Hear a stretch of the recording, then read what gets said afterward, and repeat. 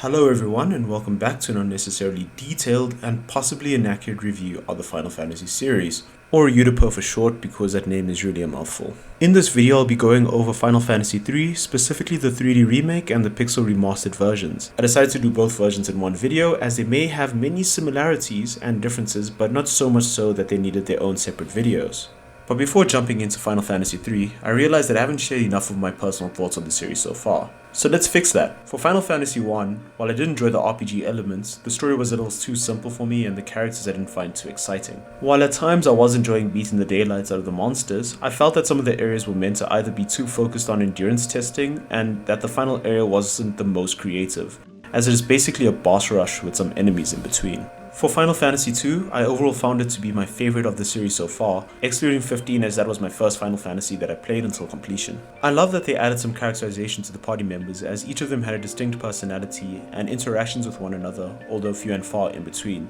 I personally enjoyed the new leveling system as well, where you were rewarded for using the weapons and your character grew to fit your playstyle as you progressed. It also removed this feeling from 1 where every mission was basically, hey, we have a problem, go here, do this, and it's sorted. Whereas in 2 there was more of a, hey, this is what we need to do, but we first need to clear all of these hurdles. First, go do this so that we can do A, then do B, then C. For example, the Mithril. We were meant to find out what happened to Joseph, but when going to Joseph, he has another issue and we need to help the villagers of Salamand. It added this feeling that not everything is going to go according to plan, and for me personally, it just made the story feel more believable as well. So 2 being an improvement, I was looking forward to what 3 would bring to the table. In regards to the gameplay, in Final Fantasy 2 the characters we played as already had predefined names and the job system from 1 was removed. Instead, the characters grew into a class based on how you use them in battle, and the equipment you gave them. However, in 3, the job system has been revamped quite a bit. In Final Fantasy 1, you would select your character's job at the beginning and they were stuck with it until the end of the game. Whereas in 3, you can change your jobs on the fly. With these new jobs, they have also introduced the summoning mechanic, allowing the player to summon powerful monsters to assist them in battle. Additionally, the keyword system from 2 was removed, and it returned to a more simplistic style of playing the game. I love this new job mechanic because my previous gripes in Final Fantasy 1 was that your party was stuck with the jobs they had in the beginning, limiting the flexibility of your party, because let me tell you, at one point I was regretting selecting the red mage, as he became the weakest link at one point. And let me tell you, having a system like this is a godsend, because the only way to change your party then is to actually restart the entire game. And yeah, you can see why you don't want to do that, especially when you're so far late in the game. Allowing you to also change jobs also adds the ability to experiment with different builds and compositions, giving some more depth to the gameplay. For the pixel remaster, a majority of the stats don't really change. It's just that instead of performing certain actions to grow them, they instead are affected by the job of the character and the equipment they have as well. However, in the 3 remake, there are fewer of them. If you want a summary of what all the stats are and what the effect is, feel free to check out my Final Fantasy 2 video. And don't worry, the explanation is in the beginning of the video and you won't have to watch the entire thing. To start off, let's go over the pixel version first. The opening cutscene begins like the previous versions, where it reads that into the silence one of the Galvans prophesied. The great earthquake was only the beginning. The tremors tore the land asunder. The crystal, sources of the world's light, were swallowed into the depths as monsters emerged from the chasms, now scarring the earth. Yet that was nothing compared to the catastrophe to come. Something fathomless, ominous, and laden with sorrow looms on the horizon. But hope is not yet gone completely. 4 souls will be blessed with the power of light, and so it shall begin. 4 orphaned youths raised by Topapa in the rural village of Ur were out to test their mettle. They came across a cave, one of the very same that formed when the crystals were lost to the earth, as what started as a simple game of exploration became so much more. We then cut to the party all landing in the sinkhole. It isn't told who is speaking, but we can assume it's the one in red for a majority of the game. One of the party members suggests climbing out, but another one then interrupts, telling them that they should go deeper and stop being such a scaredy cat. Another then interrupts, telling them to stop arguing as they need to figure out how to get out. To be honest, I wish I could be more specific, but this dialogue doesn't have any indication on who's speaking, so that's about as good as it's going to get, especially when the party is speaking. The party then moves forward carefully and then enter our first encounter with a pack of goblins. When starting the game also, the party members all begin with the Onion job class, the weakest job, at least for low level, but it does become the strongest job after reaching character level 90, where their stats grow rapidly. The only issue is that it's quite a grind and can become extremely tedious to reach. Getting back to the fight, there isn't really anything special you can do in this fight except attack. But after defeating the enemies, the party is shocked at the enemies they just fought and realize they're in a place that they are not ready for, stating that we need to escape this cave as soon as we can. The location we're currently in is the Alto Cave. As we explore deep into this cavern, there will be chests containing starter equipment and consumables. We are also then given a tutorial about interacting with items in the environment. Like when interacting with this rock, it will open a secret passage. This is an important tutorial because in Final Fantasy III there's a bigger emphasis on speaking to the NPCs and being curious about the environments you are in. As by doing so, sometimes will reward the player with a ton of resources and gil, and may even guide you to finding some summons, which would aid you later in battle. Later in the cave, you can also find the spring, which will restore your party's HP and MP. This game also introduces restoration points in dungeons, which are points in the game that allow your party to rest, replenishing HP, MP, and some spots even removing status effects and recovering KO'd allies. Reaching the end of the cavern, we enter the room of the Wind Crystal. Before we can reach it, we are immediately surrounded by a malicious force which attacks the party. We then enter battle with the Land Turtle. This isn't too bad a fight. I would however recommend using the Antarctic winds you would find earlier in the cave, as it is weak to it and makes the fight so much easier. After defeating the Land Turtle, we can then interact with the crystal. Upon interacting with it, the crystal will then shine brilliant. It tells us that we have been chosen by the crystals and will give unto us its last bit of light, and with it the last hope of a fading world. Before doing so, it tells us that the light will soon disappear and the balance of the world will be destroyed. And by accepting the light into our hearts, the crystals can give us unimaginable power. It then envelops the party in a bright light, and the following words appear on the screen. Within the light, the will of the crystal surged through them. They decided to accept their destiny, and so began a journey to dispel the darkness and return light to the world. The young heroes received the crystal's power, and with it, the world's last light of hope. After receiving the power, the party are now able to access the warrior, monk, white, black and red mage jobs. Before leaving, the crystal then tells us to step on the sigil behind it and embrace our destiny as the Warriors of Light, a title that was previously held by the main party in Final Fantasy I. Also, a bit of a heads up, interacting with the crystals again will repeat some dialogue, but will then recover the party's HP and MP, revives allies, and cures some status effects as well, in case you are interested in grinding the area for levels later. So to cover the jobs, in the 2D versions of the game, you start off with the Onion Knight job. The Onion Knight job is considered to be the weakest at the beginning, but upon reaching character level 90, their stats increase dramatically, making it the strongest job in the game after. But to get to it, you'll need to do some serious grinding. In addition to that, they also have access to the strongest gear in the game called the Onion Equipment, but it can only be obtained in the late game and the jobs for it are low, so again, this is the grindiest of the classes. The jobs received from the crystal are similar to the ones in Final Fantasy I. However, Final Fantasy III introduces a new special command feature, where each character can do a special action unique to the job class they are in. The warrior job is basically the powerhouse in the beginning of the game, being able to deliver the most damage but sacrificing defense in the process. In the 2D version, they don't have a special command ability, but in the 3D remake, they can use the advanced ability, which allows them to do bonus damage at the cost of defense. Next, there is the monk class. This class still retains their title as number 1 when it comes to the cheapest class, because this class benefits from not having weapons at all and attacking barehanded. Additionally, they still do a ton of damage when the job reaches a certain level, so if you want to do some really good damage at the beginning, keep one of them on the team. In the 2D version, they don't have any special command ability, but in the 3D remake, they can use the Retaliate ability, which allows a monk to take a defensive stance until the next turn. Then, when they are attacked, they counter-attack, dealing 2 times the damage. I couldn't pull it off myself because my strategy relied on beating the enemy to death, and where possible, nuke them, but it shouldn't stop you from trying. Next is the White Mage class. Similar to Final Fantasy I, they can only cast white magic support spells up until level 7, and don't really deal much physical damage. The Black Mage is similar, but instead they use black magic. It's easier to just think of the Black and White Mage as opposites of one another, white for defense and black for attack spells. Then the Red Mage is the Jack of all trades. In this case, where they can cast either black or white magic but can't cast the higher level spells. Unlike the mages, they can also deliver decent physical damage. I wouldn't really recommend this class because while in the beginning they are good for filling in the gaps, you will later on notice their shortcomings becoming more and more apparent, such as their lackluster damage output and that they can only go up to level 5 spells. Honestly, this class is only better than the low level Onion Knight, as his job just feels like a fear to commit to a single strategy job.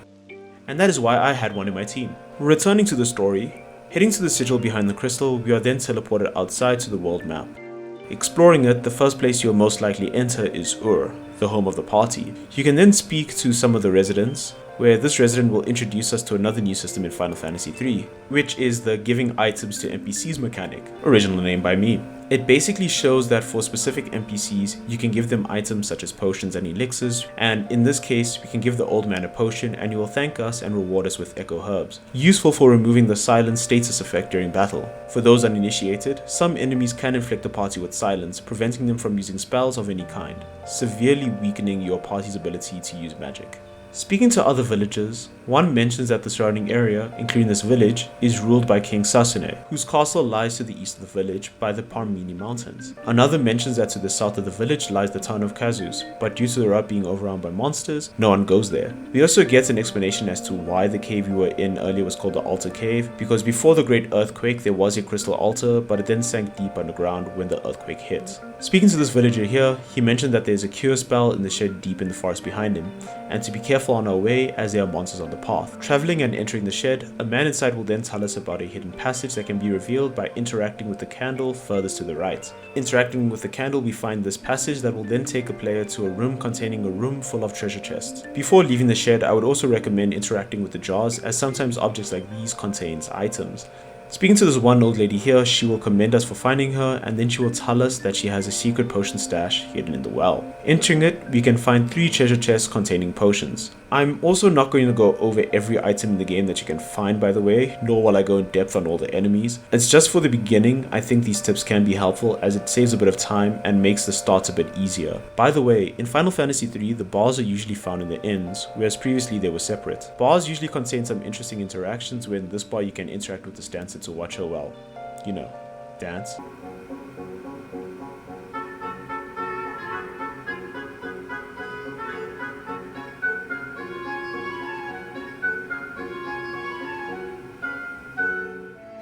And you can also interact with this piano to play it.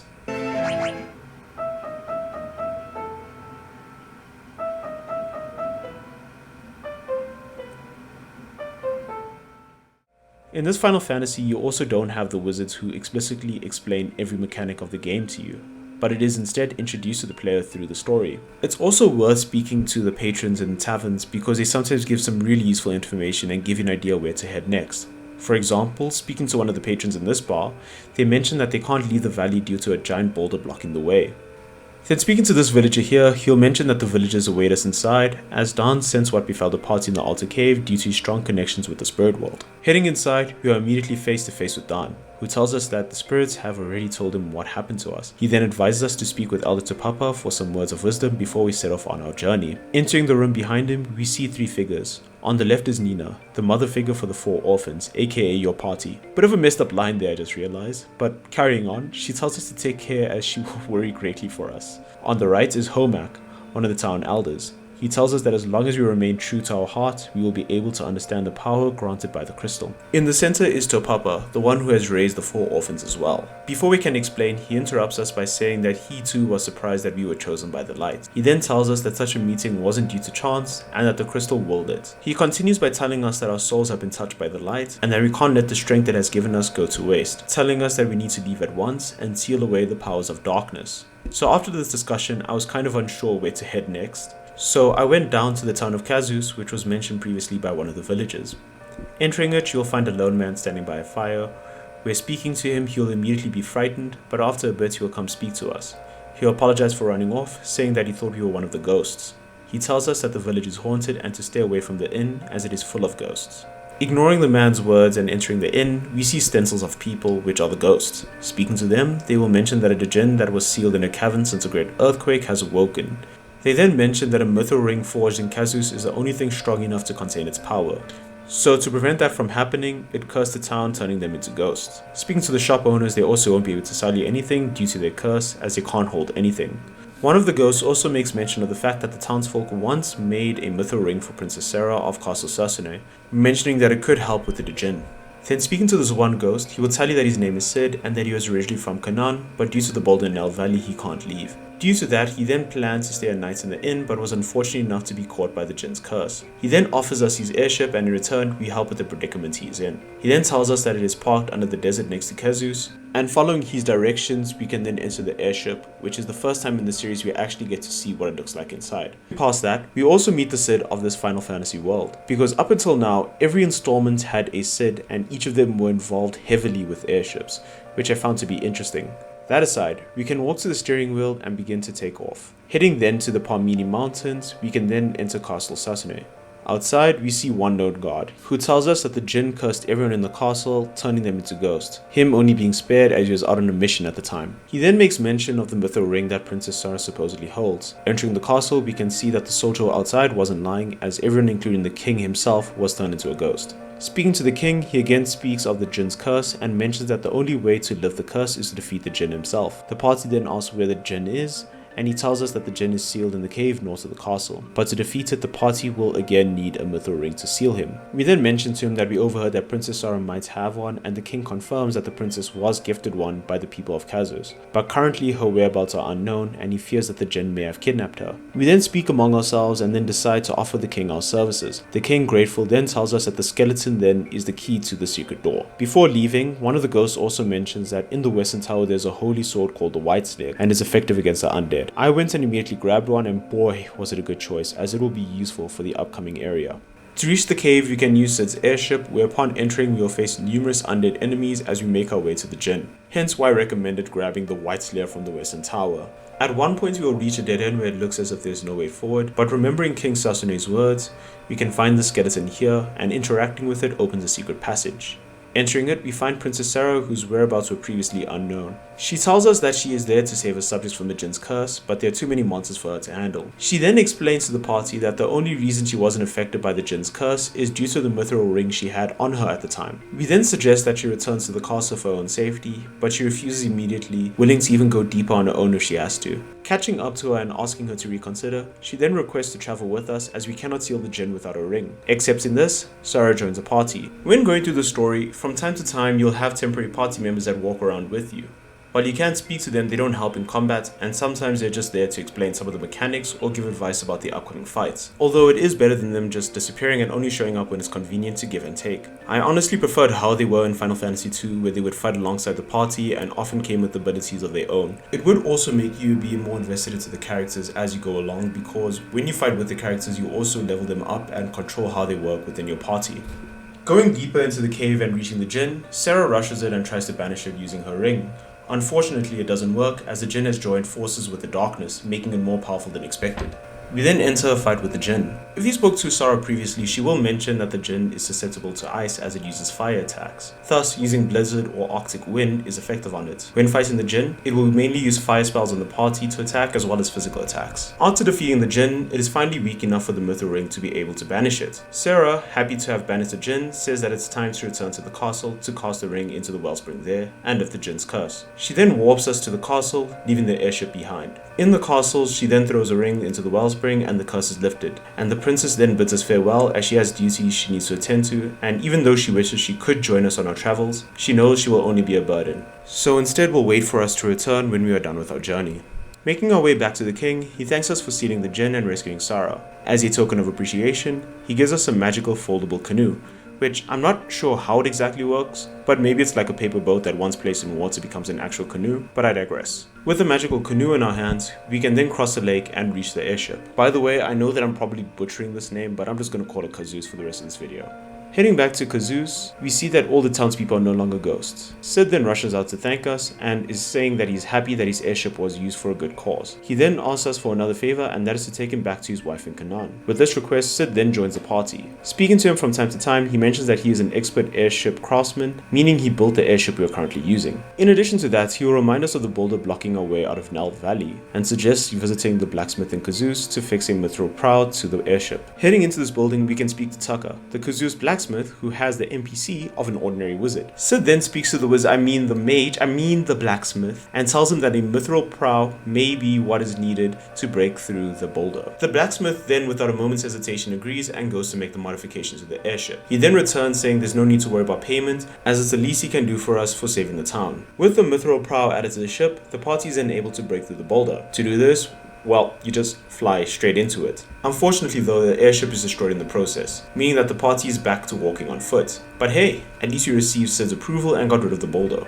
Arriving in Canaan, Sid then thanks us and says he will be around to help. He then offers to build us another airship when he has all the necessary material, and that they will need to make a few design improvements, suggesting that the party go speak to Augen as he is knowledgeable about airships, and then bids him farewell before leaving the party. Speaking to the townsfolk in Canaan, they make mention of several interesting things. There's mention of a young man named Desh who recently left, and they said that he also took the last mini spell he had with him, something that will allow us to shrink. You can also find this girl named Selena who is heartbroken as he had to travel south to Dragon's Peak. There's also mention of a traveling mage that came and hid some of his supplies in the town. Looking around and reaching this inconspicuous lone island here, we find it and it turns out to be an elixir, which heals all players' health and MP. But wait, don't use it yet. Elixirs are rare and there isn't a vendor that readily sells them in Final Fantasy III. And right now, you can just rest and use normal healing potions, so it's not needed at the moment. Later, if you decide to explore Canaan, you can find Sid's home. Entering, you will see that he's standing next to his wife and she's not doing too great. You can then give her the elixir which will heal her right back up. Sid, thankful for this, will then tell you of a secret passage which will take you to a bunch of treasure chests where you can then get some good supplies and equipment. As I was writing this, it made me realize that while it doesn't directly tell you, this game does have optional objectives, as healing Sid's wife isn't needed for the main questline, and some of the hints given by villagers can lead you to some valuable items that can be missed. For example, the shed in Ur, you could never have found out about it and still continue the main story unhindered, but by following it you will see some good rewards aiding you on your journey. But returning back to the main story, we can then leave Canaan and head to Dragon's Peak. Reaching the top, a dragon will appear, catching us and taking us to its nest. In the nest, we are surrounded by baby dragons, and with the uncertainty of when the dragon will return, we need to escape. Interacting with this inconspicuous bush over here, it will respond. A second later, a man named Desh pops out, surprised to find others in the nest besides him. Realizing we were caught, he laughs at us, but Lunith shoots back by saying that that's rich coming from the dragon's next meal. Saying touche, he introduces himself as Desh. He then tells us that he has amnesia and can only remember his name. He then tells us that he can't remember exactly what he came to do.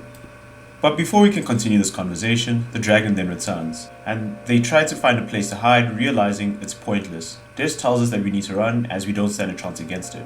We then enter a fight, which is then recommended to flee, as the dragon can inflict an insane amount of damage and has a large health pool. Fighting it, the dragon's name is revealed to be Bahamut, the king of dragons, meaning we are going to die if we don't leave. Before jumping out of the nest, he then gives us the spell Mini, explaining he doesn't have the magical know-how to use it, and in exchange he wants to travel with us, joining the party. The party accepts this and then leaves the nest, somehow landing right over here.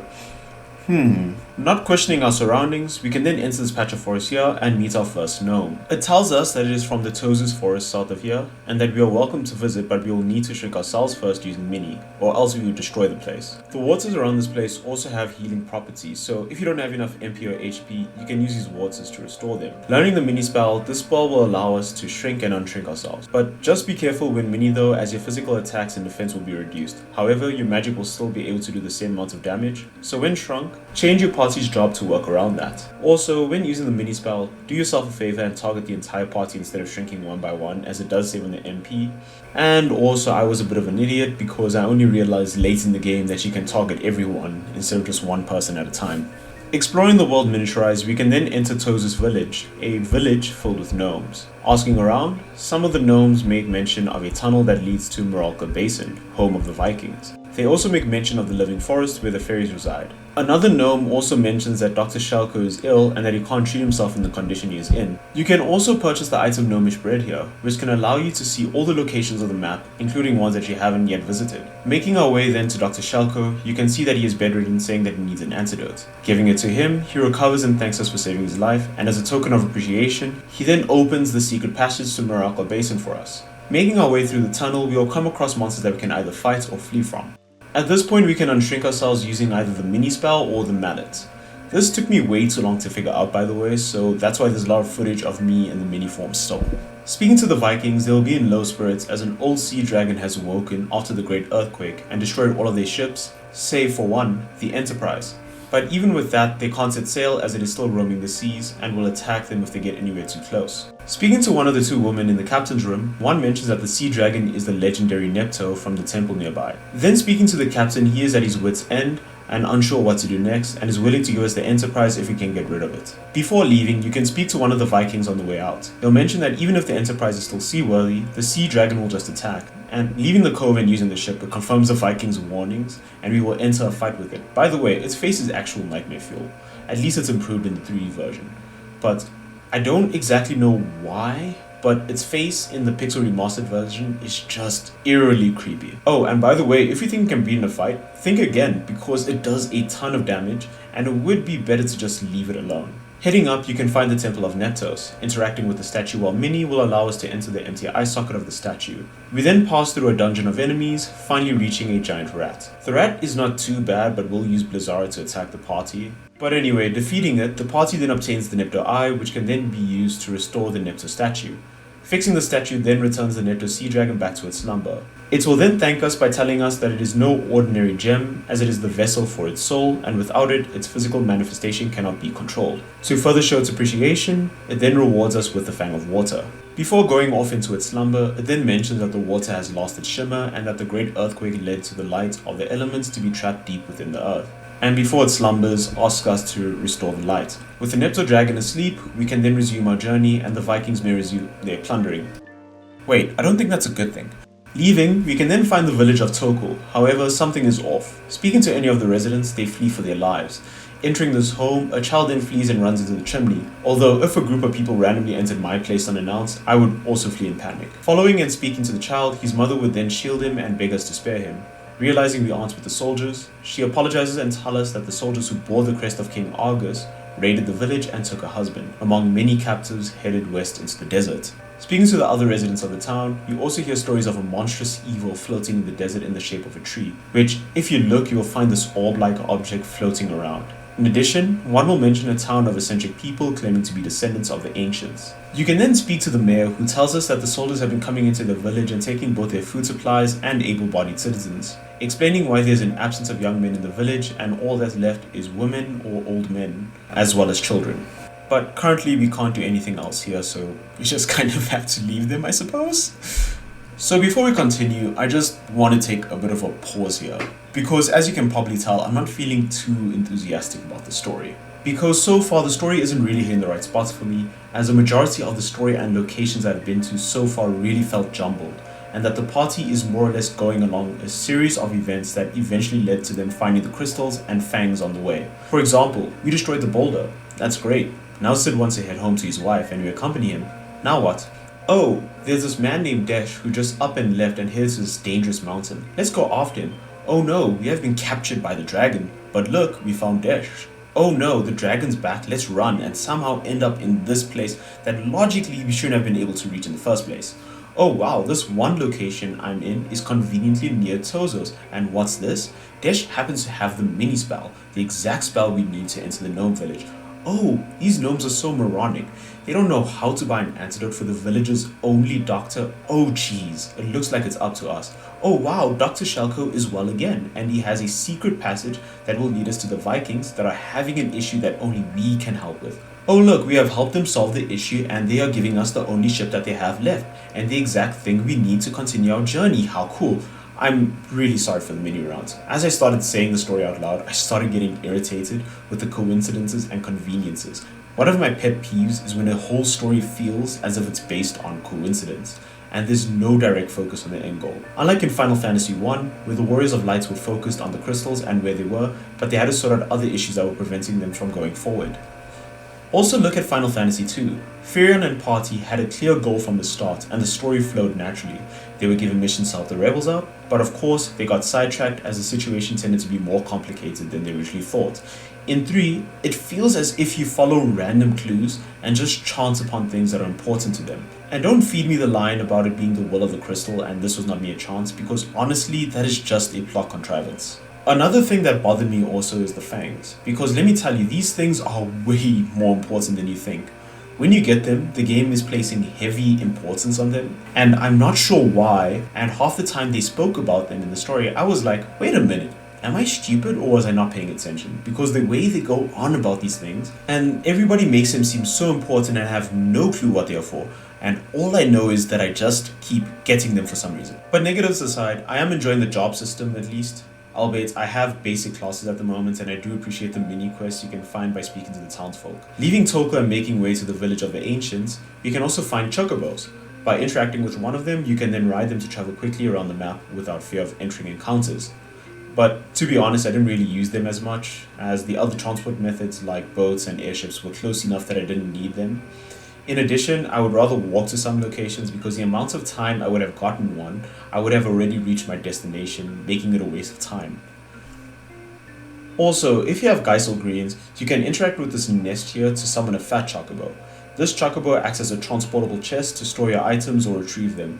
I am a bit unsure where it stores them, but I feel some questions are a bit better off unanswered. By the way, one tiny gripe I have with the Pixel Remastered version is that there's no way to sort out your inventory. And let me tell you, at one point it just became a mess for me to just look for some specific items or spells. At least in the 3D remake, you had a sort button which places it in categories and alphabetically, which I did really appreciate. But here, I just used the fat chocobo to just get rid of equipment just to reduce the clutter in my inventory.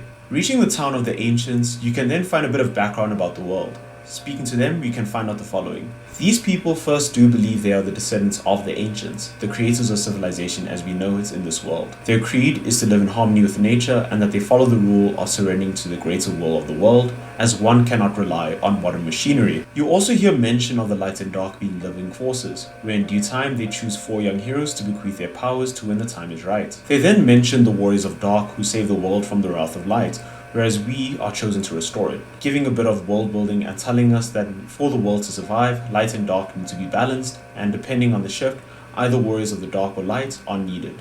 They also explain that these shifts occur by people abusing the power of either one, such as them abusing the power of the light, and them being unable to handle its power, leading to the wrath of the light and its untold ruination it brought to the world.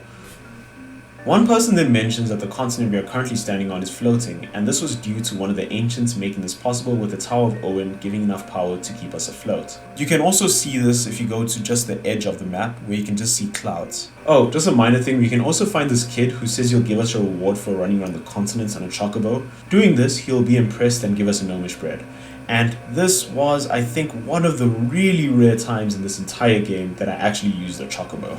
Heading north of the desert, you can find the Living Forest, home to the fairies and formerly the Elder Tree. Speaking to the fairies here, they explain that the tree floating around in the desert is the Elder Tree that was cursed, and without it the Living Forest will wither away. Investigating further, they tell us that the royal advisor of King Augen, Hein, was responsible for cursing the Elder Tree. They also warn us that Hein is able to change his weakness at will, and that only one who can see through this will be able to defeat him. And that's basically about all you can find here. Continuing north, you can then find Augen's castle, which is found to be completely empty without a single person to be found.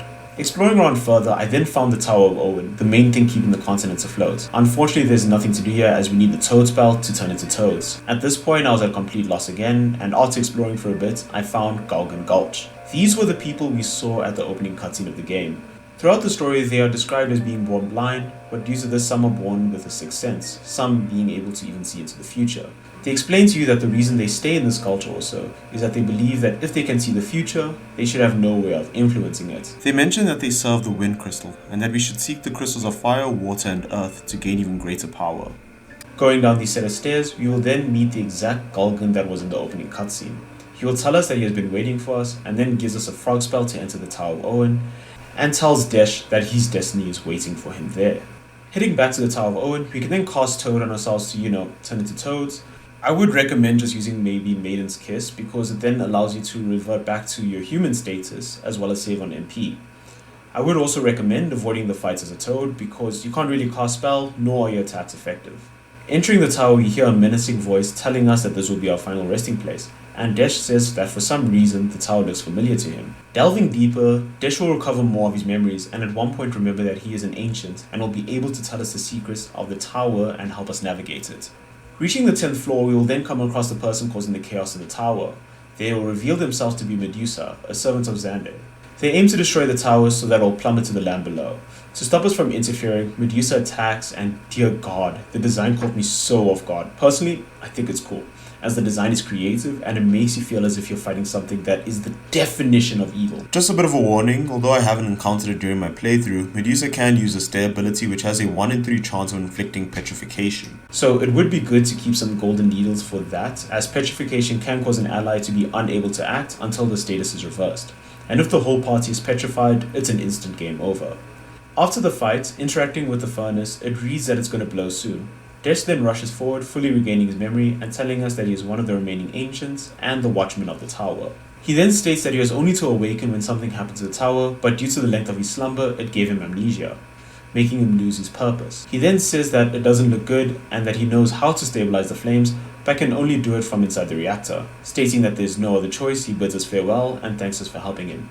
We try to stop him, but he says not to worry, as once he repairs it, the whirlpool shall stop, allowing us to travel further and find the Dwarven Island, home of the fire crystal. As he readies to jump in the reactor, he tells us that he'll warp us all outside when he does. We then watch Desh jump straight into the furnace, and as promised, he teleports us outside. On the world map, it's as Desh says, and the whirlpool disappears.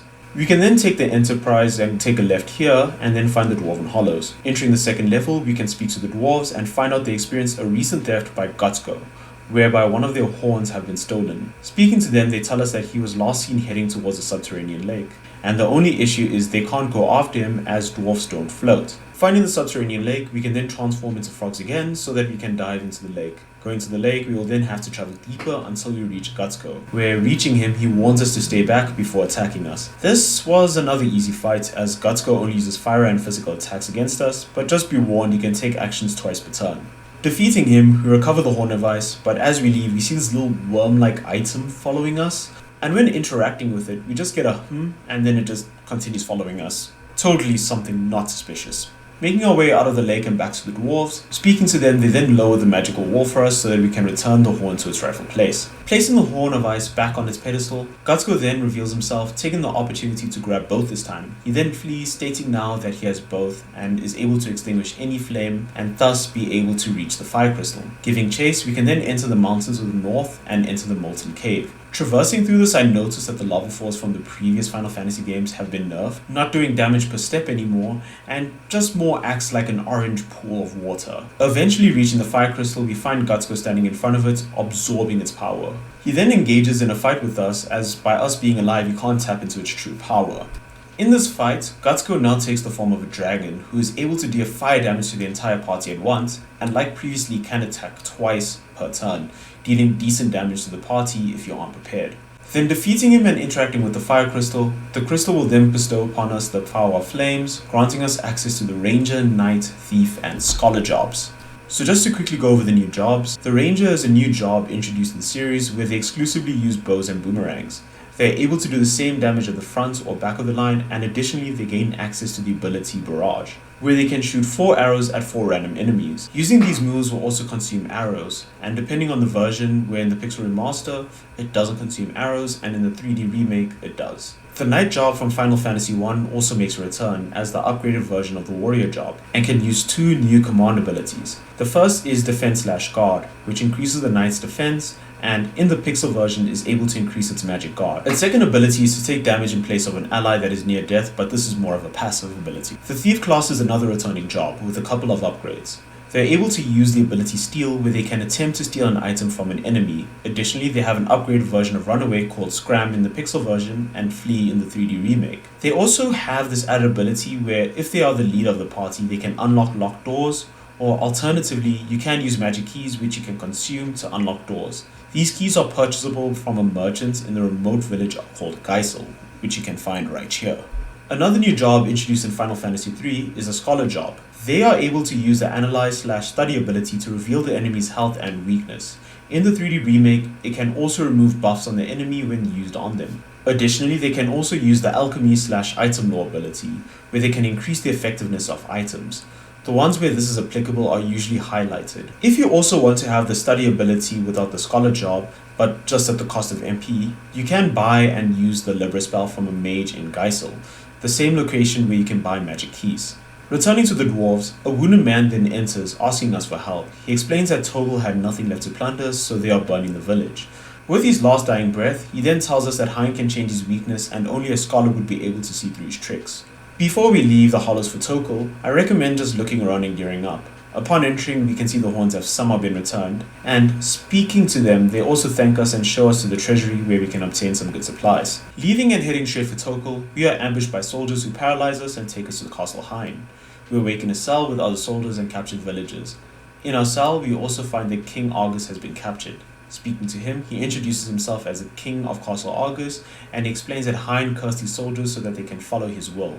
Angrily, he curses, saying that Hein was his most trusted advisor before being interrupted with a coughing fit. Recovering from that, he then asks that we find and defeat Hein. Speaking to the other soldiers also, one of them explains that Hein was Argus's most trusted advisor. But since the earthquake, it seems like he was influenced by some dark forces, and that due to the strength he gained from it, he had an unquenchable thirst for power. Speaking to this one soldier, he says there is a way out to his left, but he doesn't have long left. Before passing, he hands us the mini spell so that we can escape. Before leaving the cell also, this jar over here can heal your party and restore MP, so I'd recommend using it to prep in case you didn't get a chance before.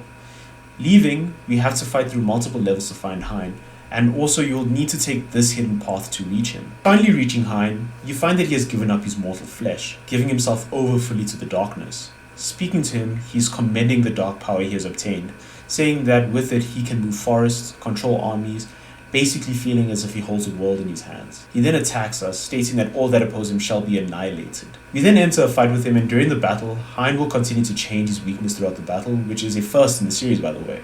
You can then use the Scholar's study ability to learn what he's currently weak to, and using that type of element to attack, it will deal a massive amount of damage to him. Additionally, if you use the Scholar to throw an item that deals the type of damage that he's weak to, for example, Bomb Arm for fire weakness, it will be way more effective. But just be careful of the spell he casts, as they can do quite a number on your HP. After defeating him, the Elder Tree speaks. It thanks us and explains that Hein casted a powerful curse on it. Before returning to the woods, he says he will return all the humans to where they were originally from. King Argus and civilians then rush in to celebrate the defeat of Hein. The scene then fades to black as the Elder Tree drops us off. Arriving in the Living Forest, the Elder Tree thanks us again for saving it, saying that it is now back to where it belongs. It then re-emphasizes the importance of the Warriors of Light in re-establishing the balance between light and darkness, and again, our role in it.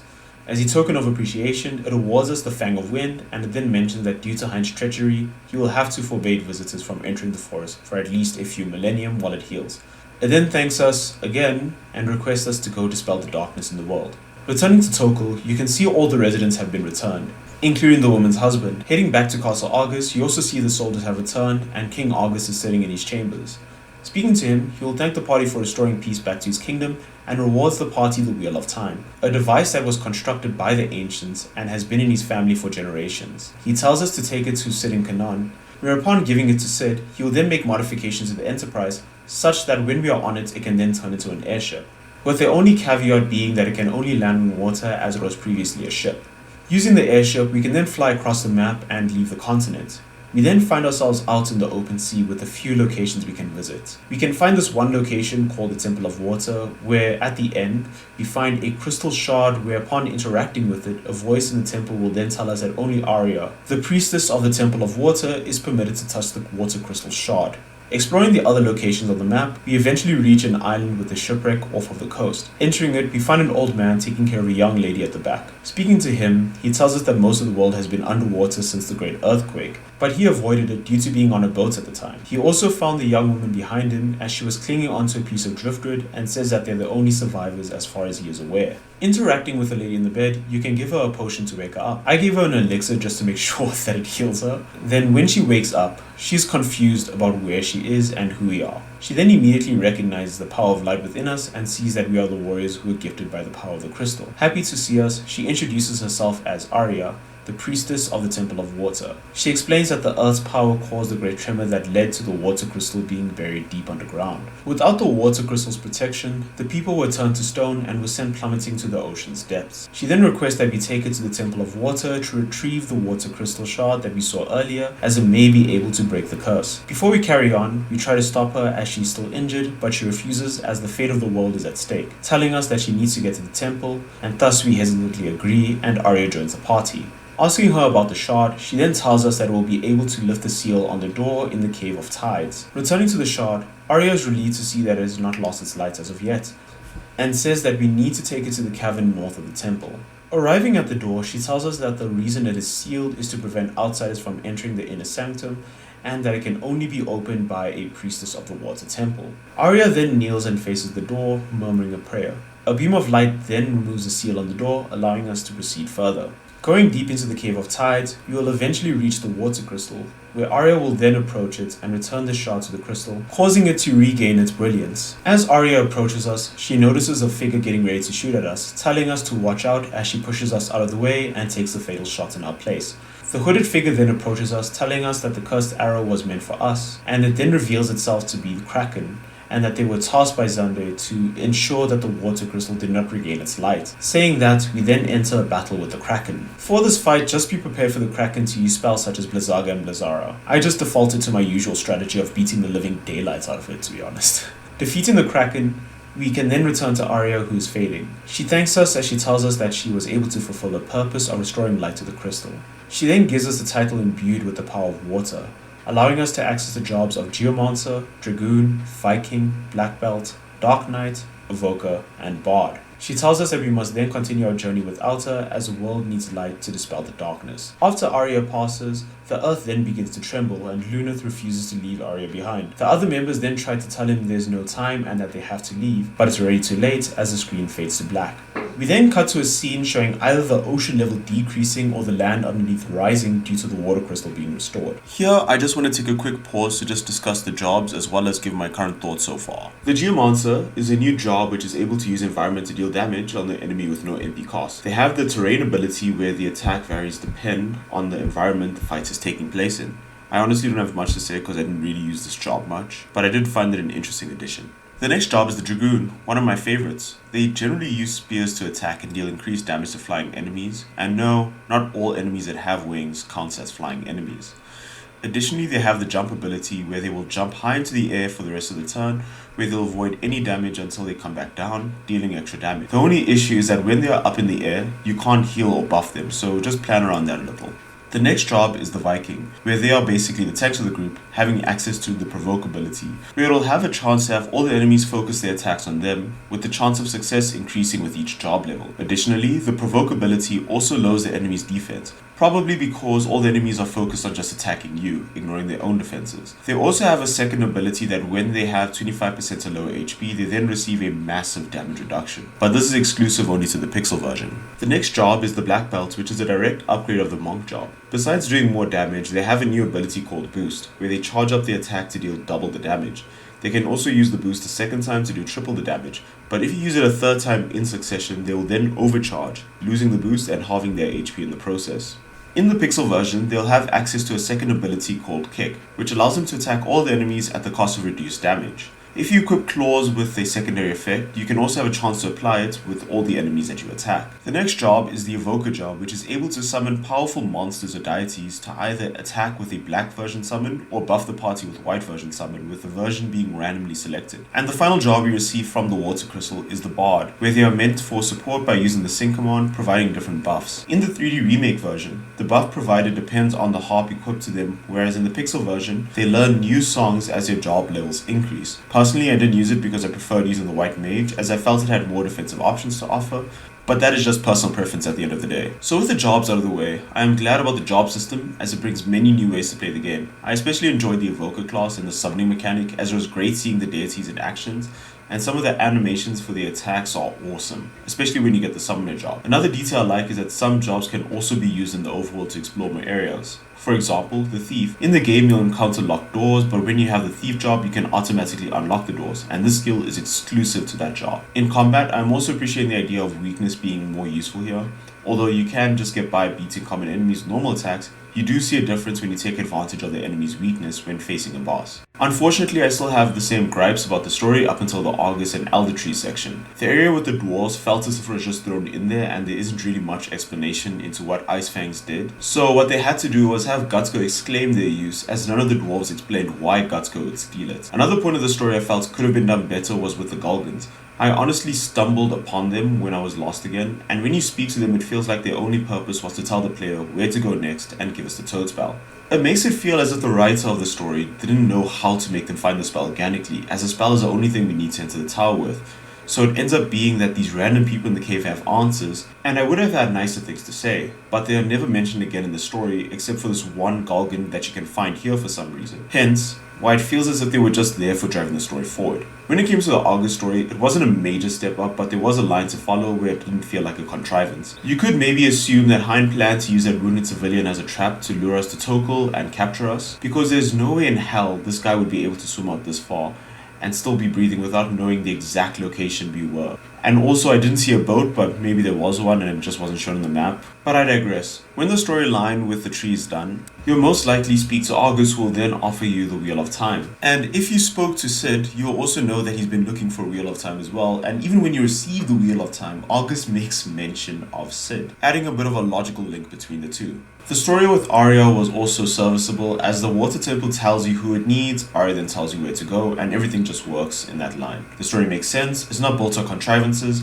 and it flows better than it previously did. In Final Fantasy 1 and 2, it was explained why each item you were getting was important, and they weren't just randomly handed to you with no explanation. Half the time in 3, except for the Mythril Ring, I kind of feel like I'm missing important parts of the story because some part of my brain is still trying to figure out what the fangs are for, or what an ice horn is. So I feel what may have hampered my experience also is just that there was a bit of lack of explanation for some of the items we were handed.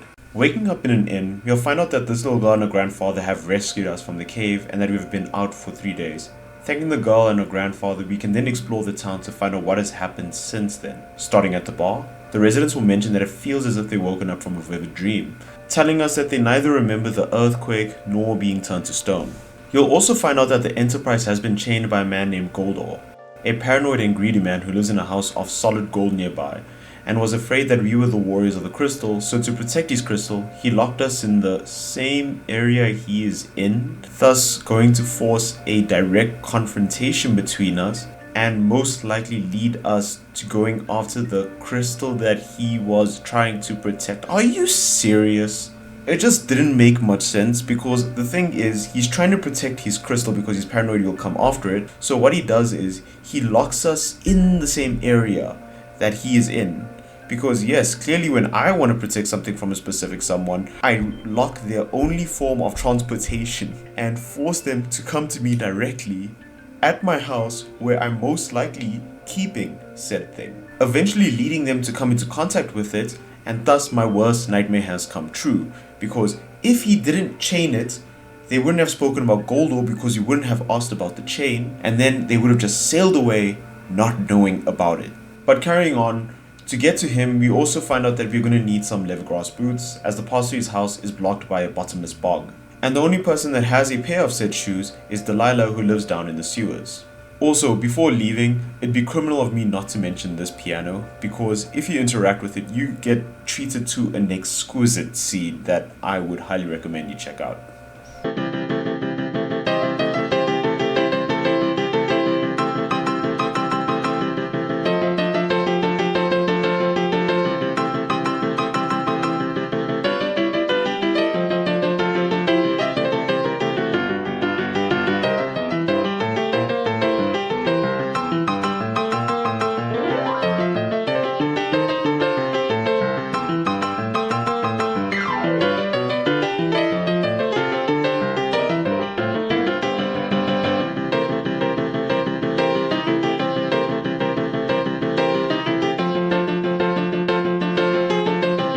The inn and exploring further, you can find the old man that was taking care of Arya. While he is sad about her passing, he then reminds the party to honor her by fulfilling her dying wish. You'll also meet these 4 harmless guys called the Fallows, who believe that they are the warriors of legend, and will become important in the story a bit later. When exploring, you'll also find out that to get to the sewers, you'll need to unlock this gate, and the only person with the key to it is Gil. When speaking to him, you'll try to explain that we are the warriors of legend and need to reach it. While speaking to him, the fellows eavesdrop on the conversation, and to prove that they are the real chosen ones, they plan on beating us to the sewers. Unaware of this, the party is then able to finally convince Gil, and he agrees and goes to unlock the gate, allowing the party to move forward. Entering the sewers, we'll have to fight our way to reach Delilah. During this, you'll come across the fellows again, who are now surrounded by monsters. Saving them, they'll thank us and will finally accept that they aren't the warriors of light and say that they are in our debt. Then, going on, eventually finding Delilah, we'll try to convince her that we need the leather-grass shoes. Although skeptical, she surprisingly hands it over to us without much hassle. Before we can receive them, the fellows rush in, telling us to watch out, as those aren't the real ones, revealing that they were actually bombs. Evading it and coming to realize that they weren't lying, they then convince Delilah to give us the real ones, to which she finally does so before they teleport us outside. Leaving the village of Amor, we can then go south to find Goldo's mansion and the bottomless spark that we were warned of, but with the leather-grass shoes, it doesn't pose much of a challenge. When you enter the mansion, you'll have to fight through enemies as well as get through these locked doors to reach Goldor. If you remember, to get through these doors, you'll just need the Thief Job's lockpicking skills or magic keys. And if you wish to explore, you'll eventually find these golden swords. While they aren't useful for combat, you can sell them to turn over a pretty good profit. Then returning to our main mission, to get to Goldor you'll have to take this specific secret passage to get to him, where upon finding him, he'll immediately engage us in a fight, desperate to protect his crystal. After defeating him, in panic he runs over and destroys the crystal to stop us from taking it, which is not good. He then gives a final laugh before passing, and when his body disappears, the key that is chaining our ship to the continent is left behind. Upon touching it, it disappears and reads that the Enterprise has been freed. Unsure what to do now that the crystal is destroyed, we can then head back to Amor. To be honest, at this point I didn't really know what to do, so I started speaking to the residents of Amor again, and now they're all of a sudden just mentioning Saronia. Since none of them mentioned where it is, I then decided to just go exploring with the Enterprise around the map. When I was looking around, I just see on the mini-map right here that this most likely is Saronia. So before going directly to Saronia, I just wanted to explore the map because I realized that in Final Fantasy III a lot of the locations are actually missable, where you don't have to visit them for the entire story, and thus wanted to just see what I could find. So what I first found was this path that I can't go into, especially if I'm on the Enterprise. If I try to go on foot, I'll then collapse due to me inciting the wrath of the ancient statues. I then also found this town called Duster, which is full of geomonsters and bards. When speaking to the bards, each of them sang a story of a legendary monster that I can obtain for summoning and gave hints to where I could find it. I also met this jerk who made me think I obtained something valuable, but that was him just showing off his barding skills.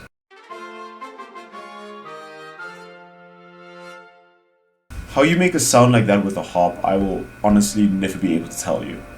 Also, one of them makes mention of the Devil's Continent and its high winds that prevent anything from getting close to it.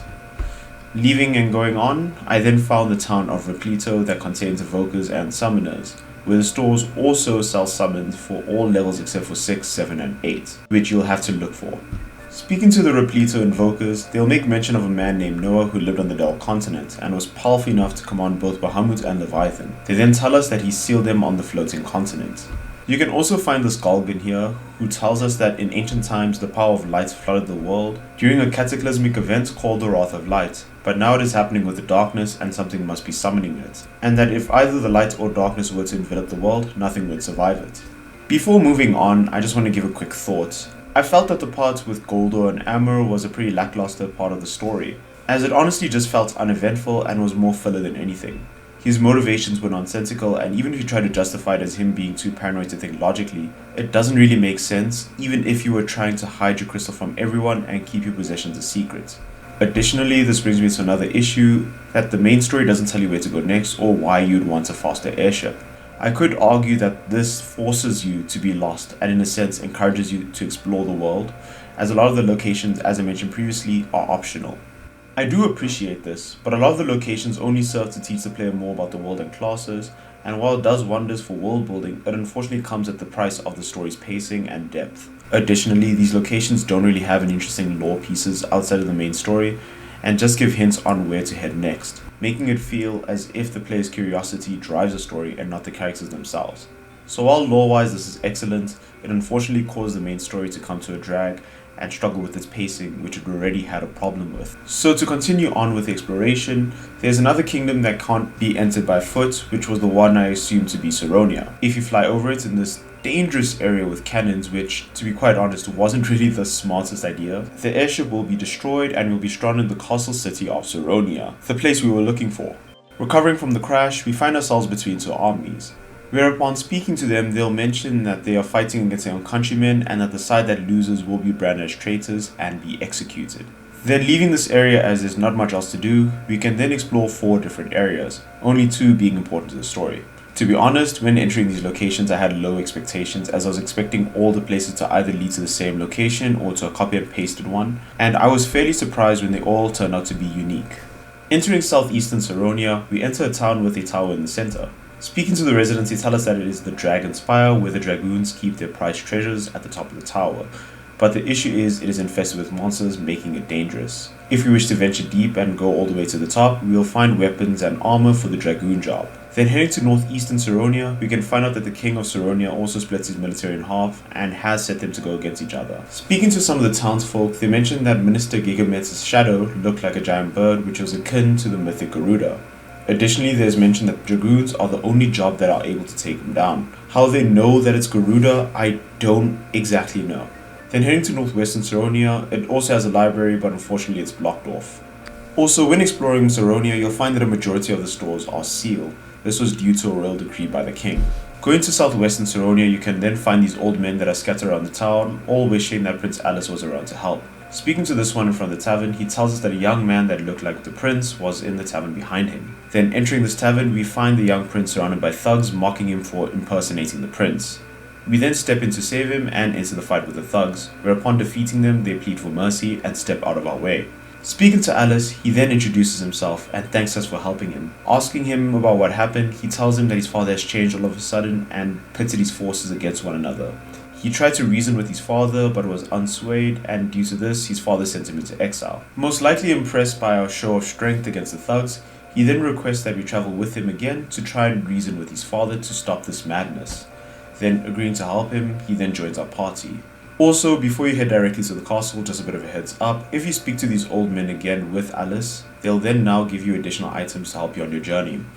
Heading to the castle, we are initially turned away, but a soldier then interrupts, telling the gatekeeper that we have been given permission to enter. The soldier then leads us into the castle and gives us a room to rest before our audience with the king tomorrow. The party then immediately goes to sleep, but Alice, unable to, then speaks to us, telling us that he is troubled by what happened to his father and is hurt that his own father exiled him. We then try to console him by telling him that there is no parent in the world that doesn't love their own child, but it does little to help. The king then silently enters the room and slowly approaches Alice from behind. He then attacks with a knife, yelling death to the prince. Alice, shocked, begs his father to stop and asks what he is doing. Minister Gigamet then enters the room, asking why the king has stopped trying to kill the prince. With all his strength, the king then turns the knife on himself, refusing to be manipulated any further, and would rather die than hurt his own son. To prevent Gigamet from bringing further harm to the prince and the king, we then step in and enter a battle with him. When we enter a fight, Gigamet takes on the form of a bird called Garuda that uses magic to inflict serious damage to the party. I would recommend using a dragoon or 2 in your party, as they deal insane damage to flying enemies and make quick work of this boss. After defeating Gigamet, the king explains to Alice that he doesn't deserve forgiveness, nor does he expect it, but that Alice must know that his return has saved him and that his soul has been freed. He then tells Alice to take his rightful place on the throne and restore peace to Saronia, and with his final breath, tells his son that he loves him and succumbs to his wounds. Alice then turns to us and gives his thanks, saying that he was a fool for doubting his father's love, and will honor his father's dying wish and assume the throne. After Alice has left, you can then find him in the throne room where he's planning to usher in a new era of peace and offers us anything in the kingdom that will aid us in our quest. You will also find these bards in the throne room that sing about a temple that lies north of Saronia underwater, and Noah's lute, which is an instrument that can resound within dreams that is hidden in the Temple of Time. Leaving the castle, we can then head to this left building over here. You can learn that when Noah died, he bequeathed his power to his 3 disciples Doga, Une and Zande, and that they are the only ones powerful enough to have caused the calamity we are facing, and are residing in Dalg. The mage then tells us that the Nautilus engine should also be powerful enough to get past the gales on the south of Dalg. Then entering the right building, we will meet the Saronian Engineering Corps. Upon speaking to them, they'll run out to prepare the Nautilus for us as a token of their gratitude. Then going outside, we can enter this airship and immediately begin flying around with it. And by the way, when they said the Nautilus was fast, they weren't actually kidding, because I actually struggled using it due to its speed from time to time.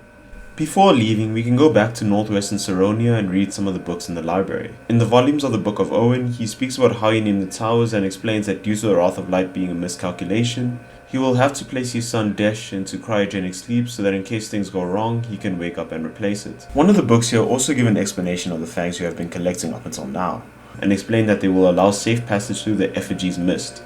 We can also read other books that mention that the ancients abused the power that the light has given them, thus bringing forth the Wrath of Light, and that during the time of writing there was no way to stop it. But then in the next volume, there's mention of the Warriors of the Dark and tells us that they were able to forestall the Wrath of Light. There's also this one book that I have a feeling is a bit of a contradiction or out of place, as it lists the top 3 airships of the year, and the Enterprise being among them. I am uncertain if they were talking about the Enterprise that we were using, that was originally a ship, or another ship of the same name. Additionally, I don't think anyone in Saronia would have had time to study it considering it exploded upon arriving. Or maybe it was originally planned to be an airship, but during the development the idea was scrapped or changed. Returning to the Nautilus, we can now push past the high winds and reach Doga's Manor, where upon entering it we will be seen as trespassers and immediately surrounded by Kupo. Doga will then come to confront us, but immediately recognizes us as the Warriors of Light. And accepting the crystal's choice, he explains that his old colleague Xande, a former fellow disciple of Noah and the master of those evil servants that we have been fighting up until now, is threatening the world of darkness. He further explains that when Noah died, he gave each of his disciples a gift. Doga with his magic, Une with powers over the dreamscape, and Xande the gift of human mortality. Unhappy with his gift, Xande turned his anger towards the world and brought about the Great Earthquake. We then informed Doga that the Earth crystal was destroyed, but Doga tells us that it was a rock that he chanced to produce gold and the real crystal is still hidden away. Although he doesn't explain why he created a fake Earth crystal, nor why it had to be in the shape of an Earth crystal, because wouldn't it have sufficed just to give Goldor something similar to a Philosopher's Stone? You could also argue that maybe Goldor was originally looking for the actual Earth crystal before, and that Doga gave it to him to distract him, but again, this falls flat when you realize that Goldor was petrified and had no access to an airship to reach the fangs on the floating continent. I feel this was more of a gotcha moment or a twist, but it kind of leaves more questions than answers. Doga then continues by telling us that Xande is trying to get rid of the light in the world by harnessing the powers of darkness, and to prevent this from happening, he'll join us on our journey. And that our first stop will be to go to the Cave of the Circle. Before going to the entrance to the cave, speaking to the Kupo, they mention where Une currently sleeps and explain that when Xande received his gift, he left without saying a word, probably leading to Doga and Une assuming he went somewhere quiet to cool off. Then to reach the circle, we'll have to enter this cave over here where the party will have to remain shrunk throughout. You'll also face many enemies, so I suggest swapping to a magic class unless you plan to flee.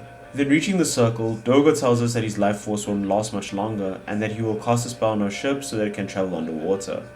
This will allow us then to reach Noah's loot in the Temple of Time that is underwater south of Saronia. He then tells us that with the loot we will be able to awake Une from a dream, and once we find her we can find the Invincible, a colossal airship. And while we are off doing this, Doga plans to fetch a Eureka key and bids us farewell, teleporting us outside his mansion. Following the directions, we can then dive underwater using the Nautilus, where we are now able to reach some new locations. One I would recommend is going to Doga's village, which you can access from here. They sell spells of multiple levels of both the white and black magic variety here.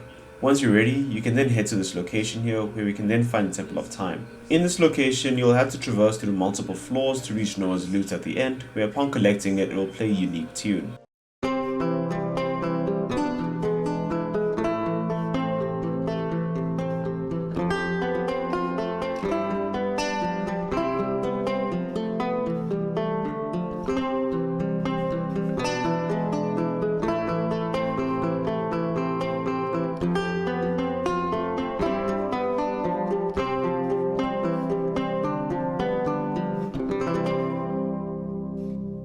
Just a bit of a warning, unless you want to have a thief in your party the entire time, I suggest bringing magical keys as a lot of doors are locked here. Then once we have the loot of time, we can leave and head to Une. If you stopped by her previously, the parrot next to her will have no clue how to wake her up, but bringing the loot, we can then wake her up using it, and with a renewed sense of energy, she jumps around the room to stretch. Speaking to her, she is happy to be back in the real world and tells us that Doga managed to reach her in the dream world and caught her up on the situation in the real world while she was asleep. She then mentions that we need to head to the ancient ruins in the north to find the Invincible and tags along with us to find it. But before leaving, she nearly forgets to hand us the Fang of Fire, leaving us with 3 in total, and mentions that having 4 of these will get us past the 4 statues that are guarding Xande's tower, and that the final Fang can be found using the invincible airship. This lines up with one of the books we found in Saronia, where it speaks of the 4 statues as well, meaning that even during the time of the ancients, Xande has been around. Unfortunately, the passage of time in the game isn't clarified in the story too much, and all we know is that it was either stopped or we needed to restore it. Then heading to the ancient ruins, we will come face to face with a new type of enemy, divisible ones. When hitting divisible monsters with normal weapons, they will either multiply or divide, increasing the number you are fighting. The best way to counter this is to either deal enough damage to wipe out the enemy with a single hit, or swapping over to the Dark Knight job, as the abilities and equipment for this class are specifically aimed at dealing with divisible enemies. Entering the ancient ruins, Une destroys the adamantite rocks blocking the path, allowing us to delve deeper into the ruins. And just to remind you, adamantite is considered to be one of the strongest materials in the game, so much so that in 1 it was used to forge Excalibur, the strongest sword in that installment. Once you reach deep enough, you will come across some merchants who worm their way into the ruins and are selling what they found, which includes some really strong equipment and weapons, but unfortunately comes at a pretty penny. Then reaching the 8th level, we then find ourselves aboard the Invincible, which was one of my favorite additions to this game. This is an all-in-one mobile pit stop for the party, as you can find spots to access shops so you can buy equipment and magic, beds to rest, and restore your HP and MP, as well as a quick and easy area to call the Fat Chocobo. So while this airship isn't the fastest, it does make up for it in utility. After giving us a brief tour of the airship, Une leaves us to head to Doga's mansion, but in the meantime she quests us with finding the Fang of Earth, which rests in the Cave of Shadows north of Amur, and once we have it, we should then meet her at Doga's mansion. So here comes one of the more tedious parts of the game. So the Invincible allows us to fly over small mountain walls like this, and to reach the Cave of Shadows you'll have to deal with this cluster of menaces, and dear god, this was the worst part of the game. Every time you have to get over these walls, regardless of if you fail or succeed, you have to watch an animation. And what's worse is, there are false paths, meaning you sometimes have to backtrack. I really didn't see the need to make this so tricky and why it couldn't just be 3 jumps and you're there. And what changed this area from horrible to unbearable is that there are encounters in this area, meaning that alongside this annoying traversal mechanic, there were mini fights that would interrupt you from time to time. So if you want to have a smooth ride when trying to sort out this puzzle, I would suggest maybe turning encounters off. Finally reaching the entrance, you will then enter the Cave of Shadows, an area specifically meant for the Dark Knight job where all the equipment and weapons you can find here are specifically made for this specific job. Additionally, this location is made of hidden paths which you'll need to traverse just to reach the end, where upon reaching it you'll find the final Fang that your party has been looking for. When picking it up, you'll break the seal of a monster and we will enter a fight with a Hecatoncheir. Hecatoncheires. It will use spells like Quake, which deals earth damage to the entire path. Defeating it, you will obtain the Fang of Earth, and oh, by the way, you will have to travel through that damn puzzle again with the Invincible. So have fun with that. You will also need to return and fetch the Nautilus, because even though we obtain the Invincible, it's ironically unable to handle the strong gales to Doga's mansion. Arriving in the manor, you'll hear Doga's voice tell you that he and Une have been awaiting our arrival. He then instantly teleports us to an underground area that we'll have to fight through to reach them. Upon finding them, they tell us that the Eureka key is almost ready, but we'll need to defeat them in battle. Confused as to why, they explain that extremely powerful weapons were sealed in Eureka as they were too powerful for mankind, but due to the current situation they are now necessary. To complete the key to Eureka, it also needs a massive amount of energy to create the key, and it can only be produced in battle. Refusing to fight, Doga then takes the initiative and forces us to enter battle with him.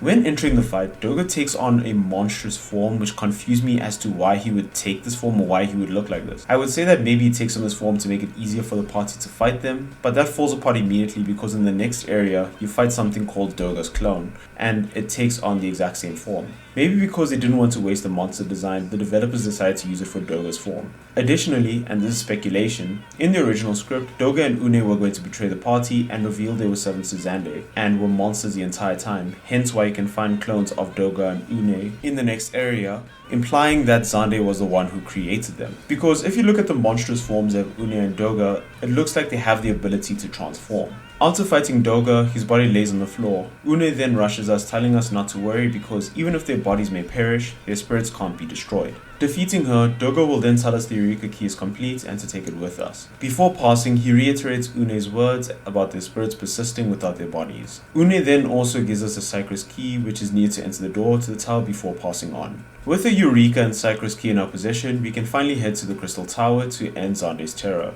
Going along the path of the statues, they'll each explode as you pass through them. We can then take the invincible and get over this wall blocking our path to the tower. We then enter the ancient maze, where upon entering the room in front of us, we can find the real earth crystal. Entering the room, we will be ambushed by Master Zande's servants and enter a fight with Titan, who looks and works the same as Hecatoncheires we fought earlier, but this time it can use flare. Defeating it, we can finally interact with the earth crystal, which tells us that Zande has been using its power for evil purposes and to drown the world in darkness. It then tells us to use its powers to defeat the Cloud of Darkness, and gives us access to the Magus, Devout, and Summoner jobs. The Magus and Devout jobs are direct upgrades of the Black and White Mage jobs, as they're now able to use level 8 spells for their respective jobs. The Summoner job is also a direct upgrade to the Evoker job, where they are able to use high level summoning magic, where each of the summons become a devastating attack that deals massive damage. It also removes the white and black summoning version of the summons when summoning using the job, as it always guarantees the ultimate attack being used. Sorry, I just chuckled a bit there because I just said summon so much that I started to even take note of it.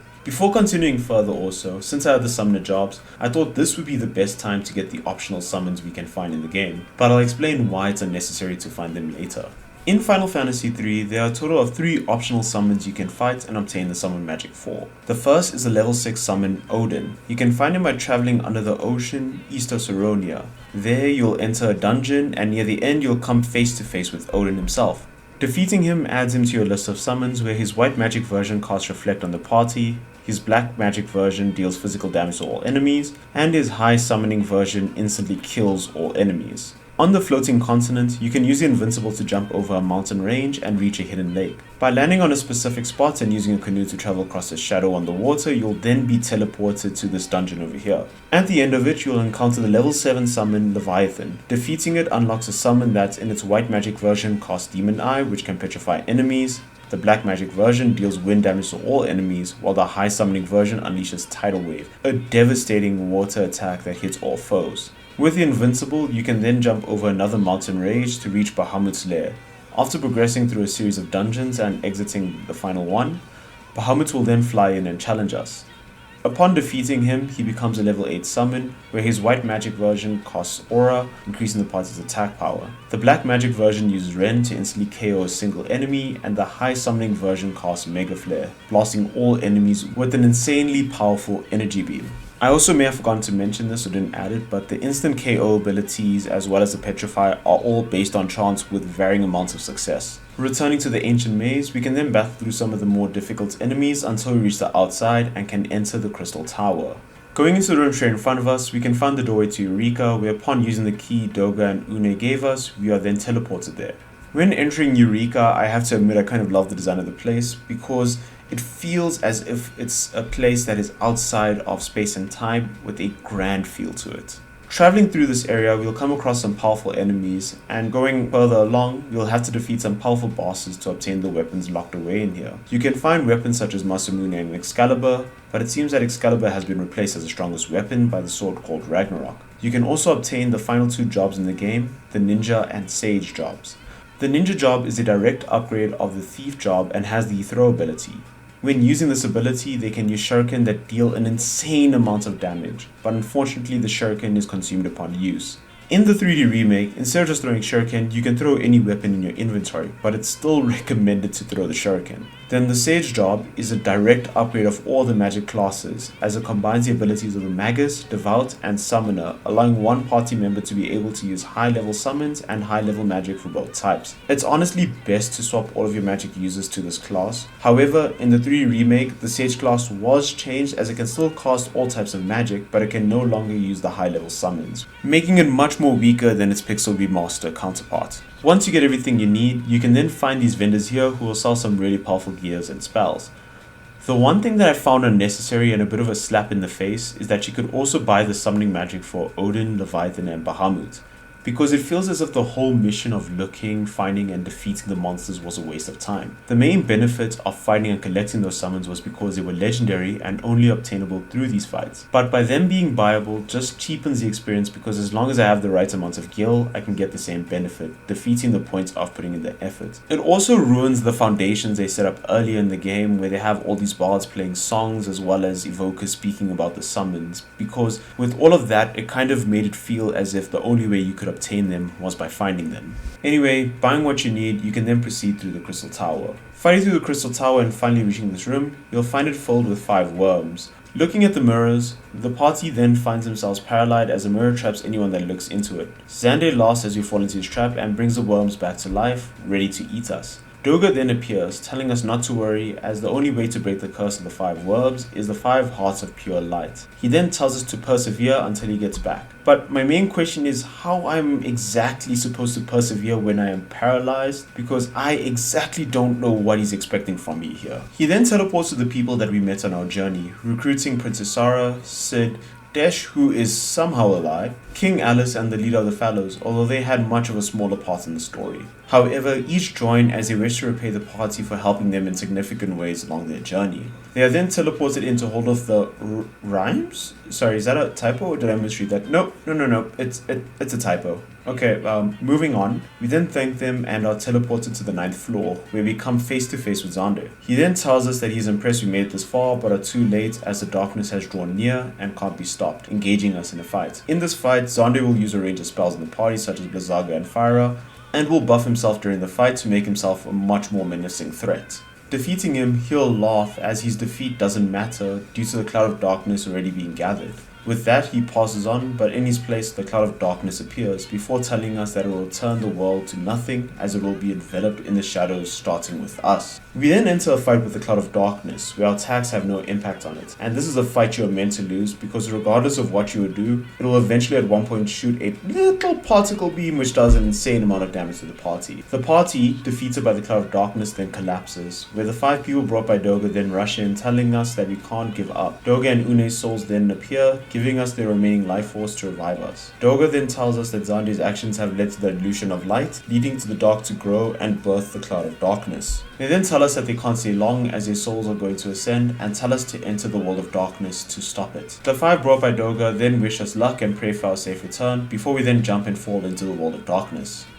By the way, a bit of a warning, the difficulty spike here is insane for the last leg of the journey. A majority of the enemies have massive health pools, and don't be surprised if you have to go back and grind. Even though I had multipliers and was decently leveled, I still struggled as the enemy's health pool was stupidly high and my team nearly got wiped out on multiple occasions. I'm not sure if they increased the difficulty here to make the game feel longer or to make you really earn the win, but if it's the latter, it was a bit of a BS move, because when games try to make you earn that win, they usually set that expectation from the beginning. For example, the Souls games. They are notorious for their difficulty, but winning was gained from preparation and skilled play. The precedence of earning your wins was present throughout the whole series and wasn't a thing of a random difficulty spike out of nowhere. Here, most of the fights were reasonable, and if you fooled around, you were obviously going to lose, but they weren't so difficult that they felt like a slog throughout the game. I hate to imagine how long I would be playing if I didn't have the boost on, because at least in the previous areas, the bosses were not all of a sudden breaking expectations. In this area, you'll also have to go to each of the crystals and save the warriors of the dark that are trapped within them. To free them, you'll have to fight difficult bosses here that I even struggled with, and dear god, these were not easy. The bosses have excessively large health pools and can deal some serious damage. Additionally, throughout this area you can find 4 treasure chests. Each of these contain a fight with a clone of Xande who has been buffed. Defeating him, you'll be rewarded with a ribbon, a really useful defensive item that can protect your party members from status ailments and adds elemental resistances, except for lightning and drain. After freeing the 4 warriors of the dark, we can confront the cloud of darkness. It introduces itself again and declares our world will be sacrificed to the void. It then tells us that the powers of light are useless in the world of darkness. But before she can continue, the warriors of the dark we freed earlier appear, stating that our power may not be enough, but their powers of darkness can suppress its evil, sacrificing themselves to defeat the cloud of darkness, taking with them the crystals of the dark. The cloud of darkness, weakened by this, states that to replace the power it's lost, it will defeat us and absorb the power of light instead, engaging us in a fight. This was a bit of a difficult fight, regardless of which version you play, but for me, the Pixel Remastered version was a bit trickier because the cloud of darkness would at one point spam the particle beam attack, dealing an ungodly amount of damage to the party, so make sure that someone on the team is constantly healing the party. At one point, I was trying to revive my healer, but by the time they were back up, they were down again because the cloud of darkness would use its particle beam attack, and so it became an endless cycle of me bringing them back and them falling down, and at one point I got fed up and just attacked. not realizing that it was on its last legs, and I was just putting my healer through this hellish cycle of recovering and being defeated. After defeating the Cloud of Darkness, the credits will roll with the following being read. In the beginning there was the void. Then came the light and darkness. From them everything was born. The heavens, skies, water, fire, life. Time inexorably brings all back to its beginnings. But from life something new was born. A shining force that separated the light from the dark and illuminated the world. It was called hope. When the balance between light and dark is broken, and the world again slides towards oblivion, the chosen will appear once more. Do not forget that the source of the warrior's power is the hope that lives inside us all. Dreams, despair, love, time can obscure it all. Do not accept this, do not forget it, and time will never erase what life has to offer. Find your last remaining spark of light, a light that shines brightly when all else is dark, the light of hope. Returning from the world of darkness, we are welcomed by our friends congratulating us. We then go to the home of each of the characters, dropping them off one by one. We first drop off the leader of the fellows, thanking him for his help. Saying goodbye, he tells us to visit them anytime. Next, we drop off Alice at Saronia. He thanks us for helping save the world, saying that he would be happy if he could even lead his kingdom with half of our courage. Then swapping to the Nautilus, we then drop off Sera Kanan, but Desh asked to also be dropped off there as well, as he wants to return to his girlfriend Selena. Selena and Sid's wife are happy to see them, with Sid offering us to come over for dinner one day. Desh offers to join on any future adventures, but is shut down quickly by Selena. We then offer to drop Sarah off at her castle, but she says she wishes to stay with us a little longer, confessing her feelings to us. To be honest, this romance arc came out of nowhere for me too, and feels like it was just pinned out of nowhere, but ignoring that, she then says let's go to Ur. We then arrive and the residents are happy to see us return, congratulating us, with Tupapa and Nina coming to tell us how proud they are of us. Then everyone turns to look at the crystal of the altar cave as it shines brilliantly as it has regained its former light and brings the dawn of a new age. So I don't really have much thoughts to add here, as it's a pretty straightforward ending, thus bringing the end to the pixel remastered version of Final Fantasy III. So let's go over the 3D remake. To start off, when starting the 3D remake, before actually entering the game, a short movie plays showing snippets of the party, their journey, and them working together. The characters in the 3D remake also have official names, which are Luneth, Ark, Refia, and Ingus. They also each have unique backgrounds, dialogue, and personalities written for each character, unlike the Pixel Remaster, where they are just given the bare bones of a backstory, and that's about it. Also, when I was playing the Pixel Remaster version, I was actually naming my characters using them because for some reason I stress when making up names. Another difference is the options that are available. As you probably would have guessed, the 3D remake doesn't have the same options offered by the Pixel Remaster. So to make up for the fact that I have limited time, for the 3D version I had to mod it so that I can have an XP multiplier available throughout, and although it's scummy, I was glad I did, especially when I reached the final area,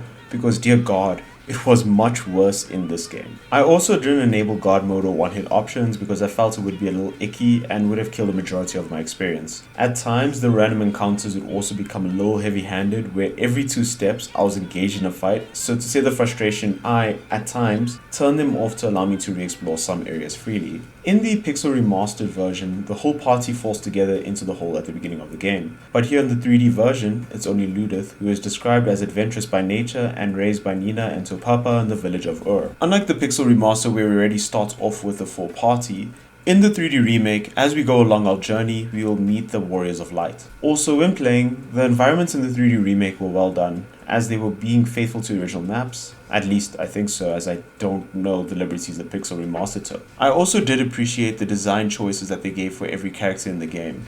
And I especially love seeing the 3D counterparts of the 2D versions of monsters. Oh, and another big difference is that in the 3D remake, you're kind of locked out of jobs a bit longer because the only time the Wind Crystal will give you its power is when you have found all the other members for the party. So just returning back to the characters, the next one we meet is Ark, who is described as Luneth's best friend and was raised alongside him by Topapa and Nina, as he too was an orphan.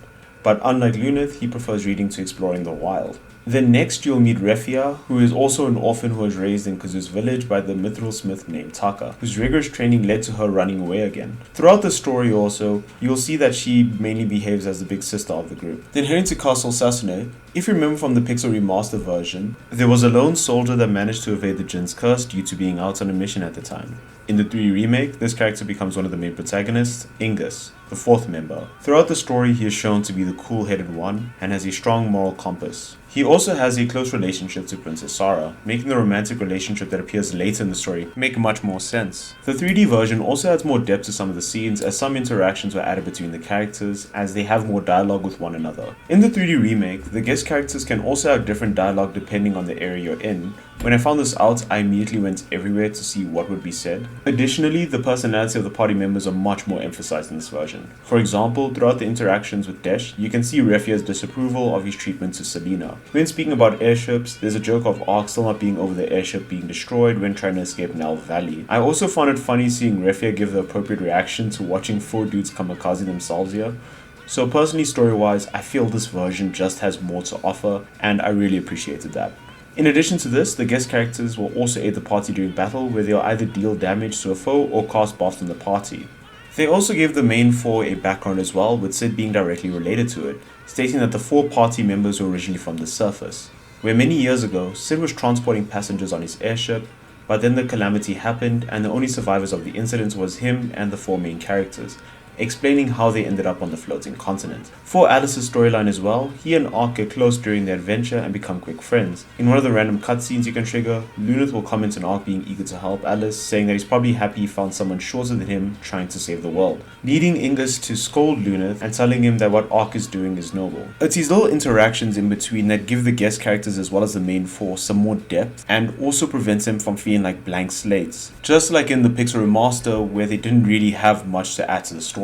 Additionally, they also introduced Magnet, which is a system you can use to receive letters in the game from characters. The letters you can receive or look at changes depending on the leader of the party. At certain points in the game, you'll receive mail from characters that you've met along your journey, where it'll either give you more lore or unlock some side quests, as some can even lead to unlocking the Onion Knight job, which is a secret job in the 3D remake, and getting the Ultima weapons, which were absent in the 2D versions. Also, one last thing, the Crystal Tower, as I mentioned earlier, is way more difficult in this version, as I had to struggle during the final fight, so yeah, have fun with that. Unfortunately, even though the 3D remake does a good job at characterization and connecting some of the plot points in the story, the overall story of 3 was a massive downgrade, especially in the Pixel Remaster. So to begin getting into my final thoughts, the game suffers from disjointed writing, especially in the middle section, where the main quest about the crystals is put on the side and the story suddenly shifts into a mission to defeat Xande. Unlike 2, there's little to no characterization to discuss here, as most of the cast is pretty one-dimensional, and the main villain is pretty bare bones, as it's just a case of he was mad, got corrupted and turned evil, making a lackluster villain. Additionally, I find it funny how nearly all of the events were due to him, but when we meet him, it's extremely short and he doesn't even do much. He just ends up being replaced by the Cloud of Darkness. When writing this part, I just constantly kept thinking of Madara Uchiha from the Naruto series. Throughout the story, Madara is built up as this powerful ninja, and throughout his appearance, he shows why he is a threat. It feels like he always had the upper hand, and throughout the fights you learn about his backstory about loss and seeking revenge, making a compelling story and a really interesting villain. But then all of a sudden, Kaguya, the literal mother of chakra, basically a god, comes out of nowhere and takes over the role as a final villain. It feels like the writer Masashi Kishimoto was trying to up the stakes and the epicness, but by doing so ruined what would have been a great and perfect final villain, and tarnished what would have been a great concluding arc for the series. And no, I'm not going to talk about Boruto, that thing is already doing a good enough job at being a train wreck. But in relation to Final Fantasy III, they tried to up the stakes by making us literally fight the darkness instead of trying to build Xande or do something with him, making it really unsatisfying and kinda killing the momentum the story was already struggling with. So for me, Final Fantasy III's story was a downgrade from 2, especially for the Pixel Remaster version. Because for one, at least the time loop that Garland trapped the world in to obtain immortality was an interesting concept that I loved, and even though the characters are forgettable, I'll always remember it for that. Final Fantasy II also had a really good story and the characters were really well thought out. Even though I had a lot of theories that may or may not be true, it was interesting thinking about all of that. But for Final Fantasy III, besides the job system and side objectives, really had nothing to grab onto. I did appreciate that at least the 3D remake added a lot more depth to the characters as it made the story feel more alive, but unfortunately even that too is dragged down by the overarching story. Also, I just wanted to add that the final words that roll after defeating the Cloud of Darkness were unearned, as it feel like they were just there to tug at your heartstrings, but when thinking again about the story, it just feels disingenuous. So if I were to rank the Final Fantasies, this is how I would do it. First, Final Fantasy II Pixel Remaster. This is at the top of the list because I really enjoyed the story that was told, especially when revisiting it. Additionally, I really enjoyed the leveling system where your characters adapted to your strategy. In second place is Final Fantasy III, the 3D remake. Even though I had gripes about the main story, what really pushes it to number 2 are the character interactions as well as the job system, because throughout this version they added cutscenes which explain why you're going to certain locations. Example, after acquiring the water crystal, Une visits us in our sleep to tell us what we need to do next, whereas in the Pixel Remaster version, we just go there because we heard about the mages being there. And as I've mentioned previously, the interactions between the characters really prevent the story from being bland. Then in third place, I put Final Fantasy I, the Pixel Remaster. Although the story is pretty straightforward, I did really enjoy the concept it brought with the time travel loop, as I am a massive sucker for those kind of plot threads. Additionally, while the characters were wordless, the surrounding story was easy to follow, and had a twist villain being Garland. So I merely ranked this in third place, mainly for story reasons. Then in final place is Final Fantasy III, the Pixel Remaster. While the job system does wonders for the game, unfortunately the story was its downfall. The reason I didn't put it below the 3D remake is that one advantage that one had is that the main story was straightforward and there was always a reason why you were going to locations. Whereas in the Pixel Remaster version, it felt like our main quest is the crystals, but we are helping the people, and it just so happens that when we are doing so, we find the exact things we need for the main storyline without a clear connection. And that is the end of the Final Fantasy III review for both the 3D remake and the Pixel Remastered version. Thank you all for watching, especially if you made it this far. I really appreciated it. And keep an eye out for Final Fantasy IV, the 3D remake and the Pixel Remaster version, as I am currently working on that. Hope you have a good day and catch you in the next one.